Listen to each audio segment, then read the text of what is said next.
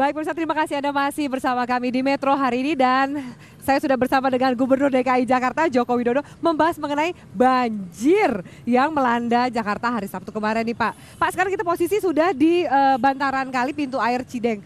Tadi Bapak sebelumnya di sini sudah mengecek gorong-gorong ya Pak. Hasilnya tuh apa sih Pak gorong-gorong yang Bapak cek tadi di daerah mana aja?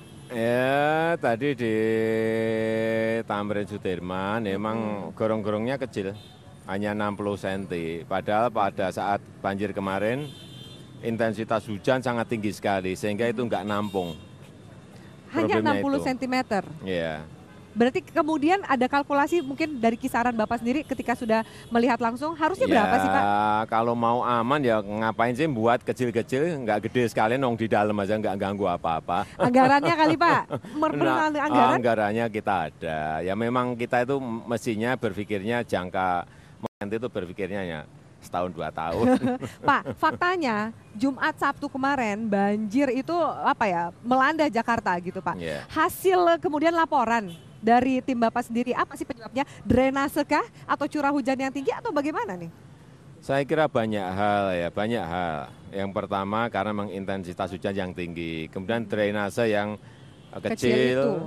Kemudian yang ketiga memang serapan atau tangkapan daerah tangkapan air, serapan air ke bawah itu dapatkan sudah semakin tidak ada, semuanya jadi bangunan, semuanya jadi aspal, semuanya jadi semen, semuanya jadi gedung. Seperti itu. Inilah saya kira kronisnya Jakarta yang harus kita sampaikan apa adanya ya. Tata ruang master plan yang tidak mengikuti tata ruang yang nggak pernah diikuti, kemudian juga bangunan yang nggak terpola sehingga tata masanya ada yang banyak di ngerombol di sini dan itu nggak mengikuti master plan yang ada. Jadi sekarang Pak, untuk kemudian membenahi permasalahan banjir Jakarta, benahin master plan-nya dulu atau benahin sistem drainase? Ya tetap dari mana? Tetap kita untuk mengatasi banjir tetap mengikuti cetak biru, mengikuti blueprint yang ada. Tetapi memang harus ada terobosan-terobosan untuk mempercepat itu. Kalau kita harus selalu mengikuti cetak biru yang ada, bisa 20 tahun belum beres gitu.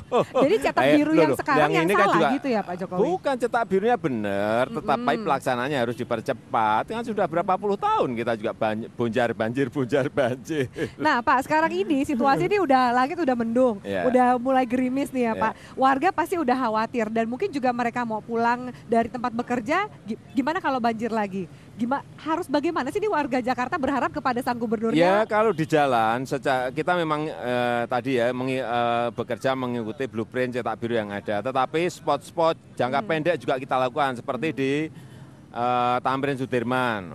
Tadi pagi saya sudah perintah, saya cek sendiri gorong-gorongnya, kemudian saya suruh siapin standby di situ pompa portable yang sewaktu-waktu harus dipakai langsung dijalanin. Ini memang proses pendek, jangka pendek yang bisa kita lakukan. Iya.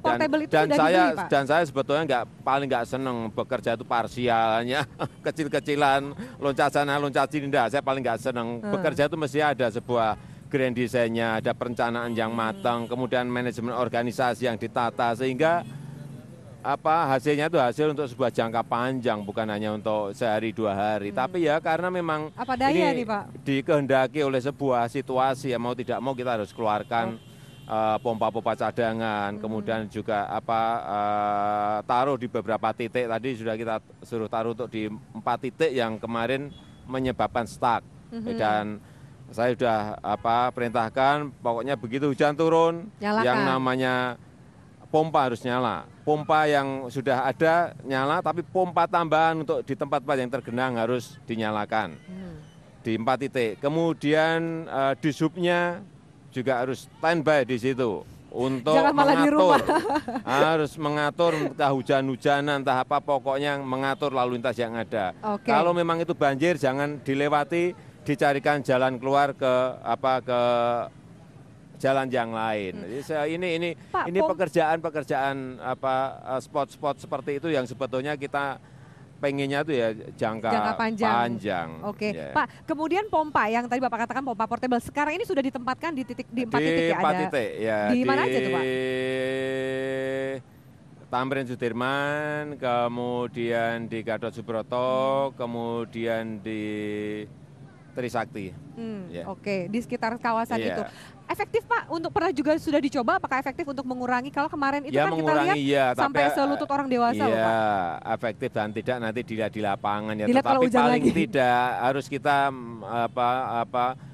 saya sampaikan ke dinas-dinas yang ada untuk bekerja di lapangan, untuk bergerak di lapangan, tidak ada sesuatu kejadian di lapangan dan kita kelihatan nggak bergerak, nggak boleh seperti itu. Disubnya juga ngatur lalu lintas, kemudian satpolnya juga ada di lapangan ikut membantu, kemudian PU-nya siapin pompa-pompa cadangan untuk Diputar menyedot, menyedot kemudian lagi. buang ke sungai atau ke waduk yang dekat Oke. atau embung yang dekat di Oke. situ. Pak Jokowi, nah kalau sekarang mungkin situasinya Pak, ini kan masih setengah tanggul ya Pak. Sebelumnya saya juga sempat mengecek sebelum kita wawancara ini Pak, saya mengecek ke pompa air di Cideng situ Pak. Iya. Ternyata Pak, waduh, tumpukan sampahnya itu luar biasa Pak. Ya kalau sampahnya, Gimana pompanya mau bekerja? Kalau sampahnya itu hanya sampah kecil-kecil nggak apa-apa. Sofa ada di situ, kayu besar ada di situ, kasur ada di situ lah. Kalau ini diterus-teruskan Kalau ya. di sini kan Pak,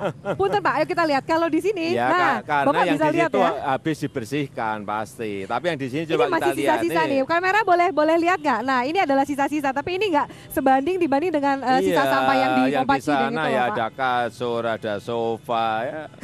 Ini juga budaya masyarakat ya, membuang sampah di tempatnya, budaya bersih. Ini memang harus terus dikampanyekan. Kalau itu bisa dilakukan ya nanti sungai kita kan sebersih yang ada di depan ini.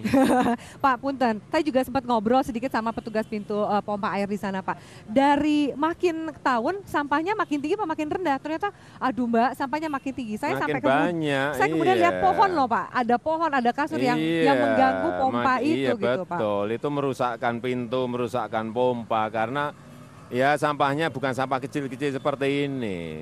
Sampah kasur, sampah sofa, Oke. bahkan ada kulkas bekas juga ikut hanyut di situ Oke. atau dihanyutkan ya. Kalau ini kan Oke, Pak, kita akan break sejenak. Namun kita akan segera kembali. Saya mau tanya nih Pak, musim hujan menurut BMKG masih akan berlanjut sampai 2-3 bulan ke depan. Iya. Bagaimana nasib warga Jakarta Pak menghadapi kemacetan dan juga banjir? Tetaplah bersama kami pemirsa di Metro hari ini bersama Pak Jokowi.